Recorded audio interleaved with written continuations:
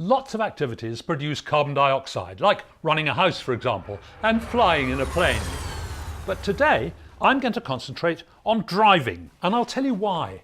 24% of the entire UK carbon footprint comes from road transport. And that means a massive 4 tonnes of carbon dioxide from every one of us drivers. So it's very important to reduce that. Let's see how we can do it. First of all, I'm going to drive more gently. I'll accelerate more gently and I'll brake more gently. Then I'm going to remove excess baggage, like, for example, all this stuff in the back that I don't really need, and the roof rack if I'm not carrying anything, to cut down the drag. And then sometimes I won't use the car at all. Instead, I'll use public transport. Or, if I'm feeling energetic, I'll go by bike. Then there are various things I can do to the car itself. I can replace the tyres and the fuel and the lubricants with better ones. And some people may even be able to afford to buy a more economical car. And if I do all those things, then I'll reduce my carbon output significantly, from 4 tonnes to about 3. But nevertheless, I still produce about 3 tonnes of CO2 per year, and so do most of you.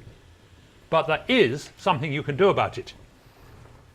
I've been driving around and generating 3 tonnes of carbon dioxide, which of course I've released into the atmosphere to join all the rest of the greenhouse gases that are already up there.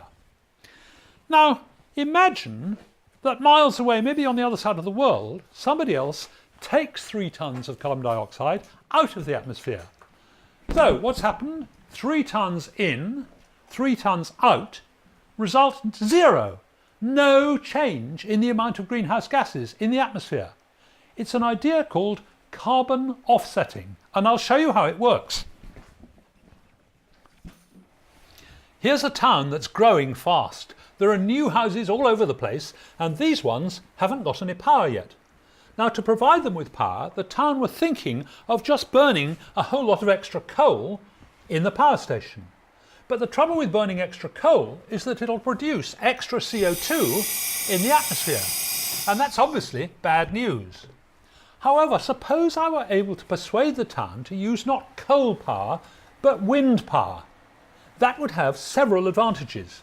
For one thing, it would mean a whole lot of CO2 not going into the atmosphere. The turbines will provide power for the new houses, and as a bonus there'll be less air pollution.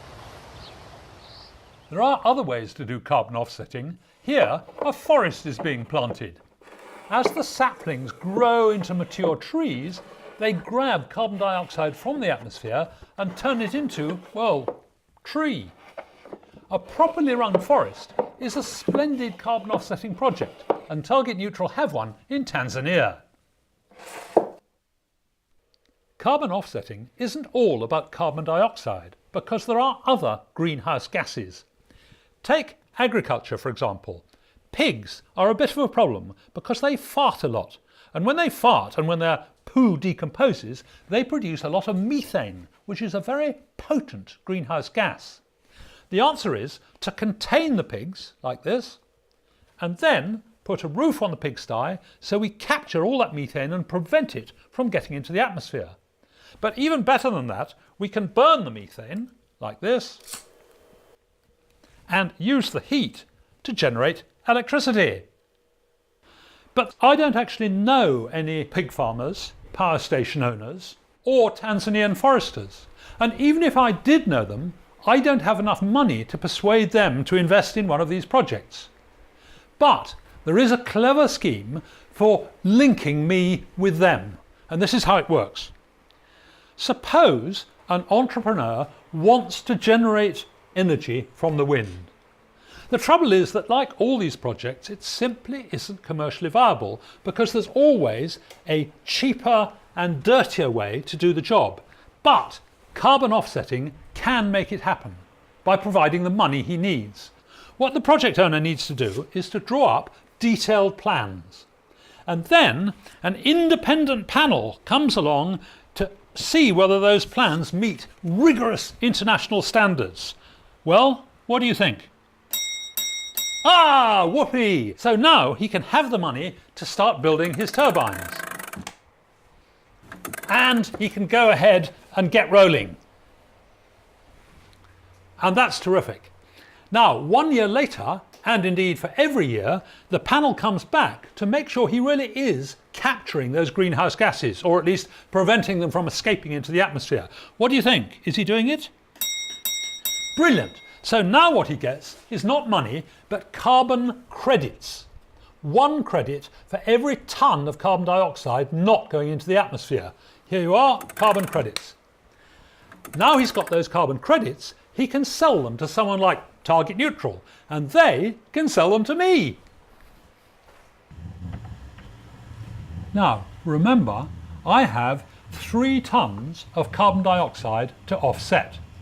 This is the Target Neutral headquarters where they actually have the carbon credits, but I don't have to go there. I can go to their website and pay with my credit card. And then, this is really important. They take 3 carbon credits, 1 for each tonne of carbon dioxide, and they tear them up, literally tear them up like this, because that means that they cannot then be sold to anyone else. This is the carbon market. The system guarantees that when I offset 1 tonne of carbon, there really is 1 tonne of carbon dioxide, or the equivalent in other greenhouse gases, that's been captured, or at least has been stopped from being released into the atmosphere. Some people criticise carbon offsetting. They say it's just a way for people who can't be bothered to reduce their carbon footprint to throw money at the problem. But I'd like us all to be bothered. I'd like everyone to reduce their carbon emissions to 0. And maybe one day technology will make that possible.